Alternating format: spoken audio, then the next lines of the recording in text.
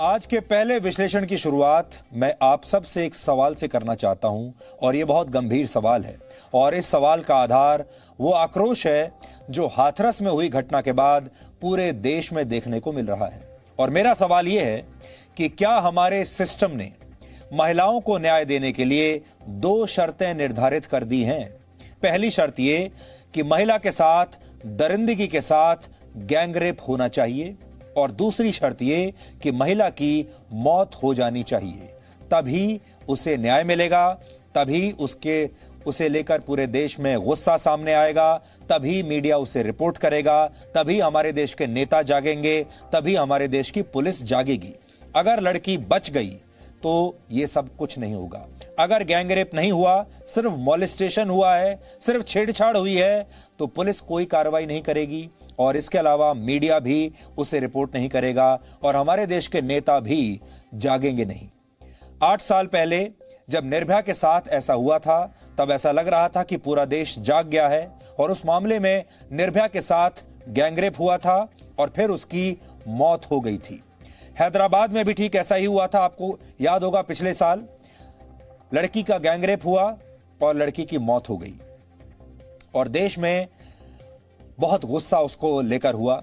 देश भर के मीडिया ने उसे रिपोर्ट किया और हाथरस में जो कुछ हुआ उसमें भी एक लड़की को न्याय दिलाने की मुहिम तब जाकर शुरू हुई जब गंभीर चोटों की वजह से इस लड़की की मौत हो गई। जब तक ये लड़की जिंदा रही तब तक ना तो हमारे देश का मीडिया जागा, ना हमारे देश के बड़े बड़े बुद्धिजीवी, हमारे देश के बड़े बड़े लोग जागे, ना नेता जागे और ना ही तब तक हमारे देश की पुलिस को इसके बारे में कोई ख्याल आया, क्योंकि लड़की तब तक जिंदा थी। जैसे ही लड़की की मौत हुई तुरंत पूरा की पूरा सिस्टम एक्टिव हो गया और यह खबर हेडलाइन में आ गई।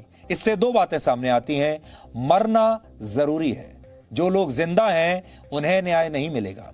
इस पूरे मामले को कुछ लोग इस बहस में उलझा रहे हैं कि हाथरस की 18 वर्ष की इस लड़की के साथ गैंगरेप हुआ था या नहीं। आज हमारा सवाल यह है, इस बात से क्या फर्क पड़ता है कि गैंगरेप हुआ था या नहीं हुआ था। उस लड़की पर अत्याचार हुआ था और वो लड़की आज हमारे बीच में नहीं है। क्या यह काफी नहीं है? जबकि बहस इस बात पर होनी चाहिए कि हमारे देश में किसी भी बेटी को न्याय पाने के लिए पहले मरना क्यों पड़ता है, पहले यह साबित क्यों करना पड़ता है कि उसके साथ गैंगरेप हुआ है या उसके साथ बलात्कार हुआ है। अगर ये दो बातें नहीं हुई और फिर भी अत्याचार हुआ है तो पुलिस सुनती क्यों नहीं, मीडिया सुनता क्यों नहीं, सरकार सुनती क्यों नहीं, इस देश के लोग एक बार रुक कर पीछे मुड़कर देखते क्यों नहीं।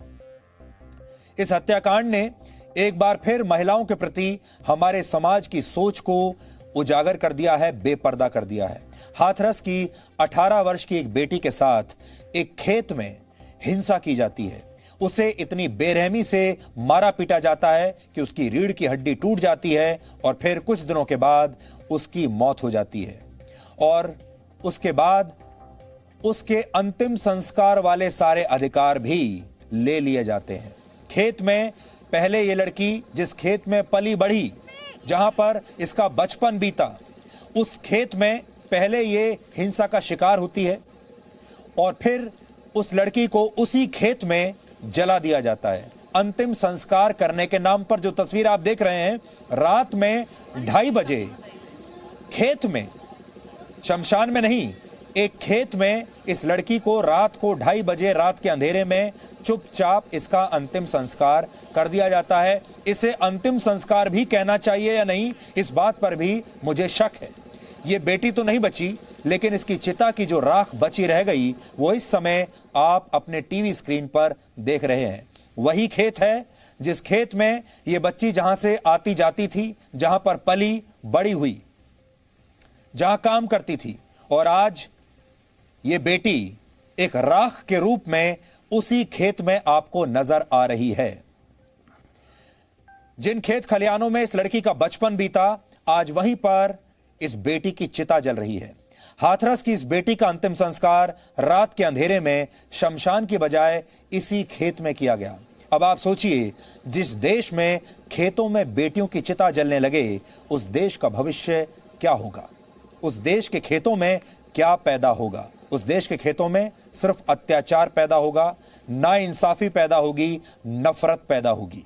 किसी भी मृत व्यक्ति को जो सबसे अंतिम अधिकार हासिल होता है वो ये कि उसका अंतिम संस्कार सम्मानजनक तरीके से किया जाए। यह सबका अधिकार है, सबका हक है। लेकिन हाथरस में जो कुछ हुआ उसके केंद्र में सिर्फ एक लड़की की दर्दनाक मौत नहीं, बल्कि इस घटना ने हमारे पूरे के पूरे सिस्टम को, हमारे सोचने समझने की शक्ति को नैतिक तौर पर मृत साबित कर दिया है। ये मरा हुआ सिस्टम है, ये मरा हुआ समाज है। हमने आज जी न्यूज की टीम को दिल्ली से 180 किलोमीटर दूर हाथरस भेजने का फैसला किया ताकि हम इस पूरी घटना की सच्चाई परत दर परत आपके सामने रख पाएं। हमने आज जो ग्राउंड रिपोर्टिंग वहां से की है वो सरकारी अफसरों के बयानों पर आधारित नहीं है।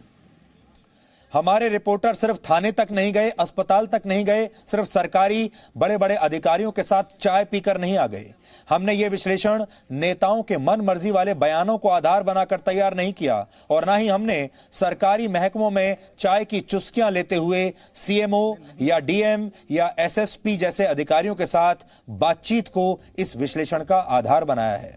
हमारी टीम न सिर्फ उस बेटी के गांव तक पहुंची बल्कि हमने हर उस जगह का मुआयना किया है आज जिससे इस पूरी घटना के सारे तार जुड़ते हैं ताकि आप सबको, पूरे देश को इस पूरी घटना के बारे में सही सही जानकारी मिल सके। क्योंकि इस पूरे मामले पर बहुत सारी गलत खबरें चल रही हैं, लोगों के अपने अपने पक्ष हैं, बहुत सारी फेक न्यूज चल रही हैं और जैसा हमने आपको पहले बताया, सच कहीं पीछे छूट गया है। सच का कोई पक्ष नहीं होता, सच निष्पक्ष होता है और सच बहुत सारे लोगों को पसंद नहीं आता।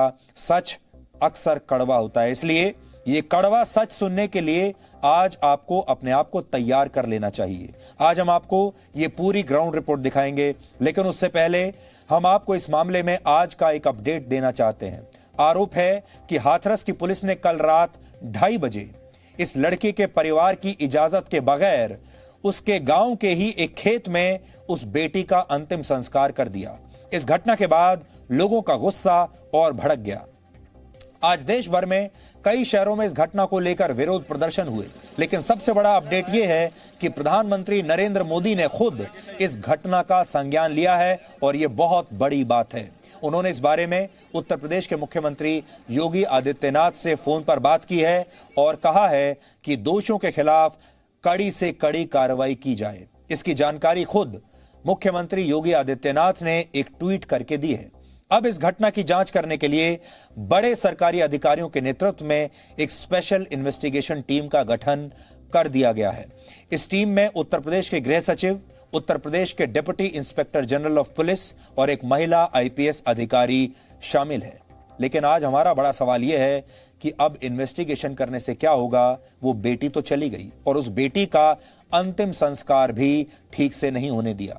उत्तर प्रदेश की पुलिस और प्रशासन भले ही घटना के 17 दिनों के बाद एक्शन में आया हो, लेकिन कल रात इस लड़की के गांव में इसके अंतिम संस्कार को लेकर जो कुछ हुआ उसकी तस्वीरें आज पूरे देश को, आप सबको हैरान कर देंगी। इसलिए अब हम आपको एक एक करके कुछ ऐसी तस्वीरें दिखाना चाहते हैं जो तस्वीरें अपने आप में आप सब से, हमारे समाज से, हमारे सिस्टम से, हमारे प्रशासन को चलाने वाले लोगों से, सरकार को चलाने वाले लोगों से बहुत सारे सवाल पूछेंगी।